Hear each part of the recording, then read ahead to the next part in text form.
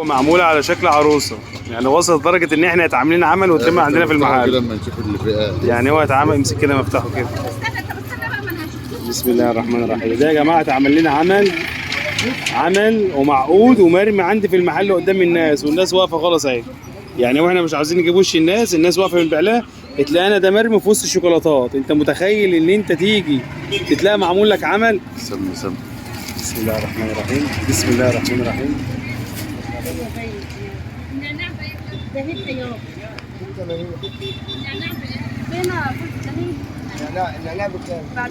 بسم الله الرحمن الرحيم. اقفل عشان الناس، بس اقفل عشان ده احنا هنا ولعنا في العمل اللي كان معمول. بسم الله الذي لا يضر مع اسمه شيء في الارض ولا في السماء.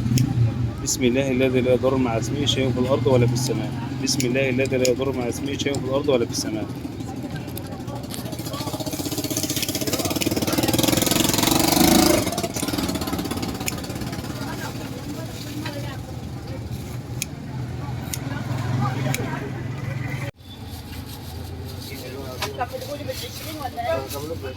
عليك يا ست الكل، تقول ايه للست اللي حاطه العمل ده؟ حسبي الله ونعم الوكيل فيها هي وامثالها. ايوه، وايه تاني؟ هي وامثالها اللي بيعملوا الحاجات مسكت العمل وعملت ايه بعد ما مسكتيه؟ يعني مسكتها وفكرت ده قبله ولا حاجه محطوطه، بس طلعتها عمل حرام كده. تمام، يعني ما نقولش غير حسبي الله ونعم الوكيل بس في اللي عاوز يأذي اي حد. اللي عايز يأذي اي حد. تسلمي يا ست الكل، تسلمي.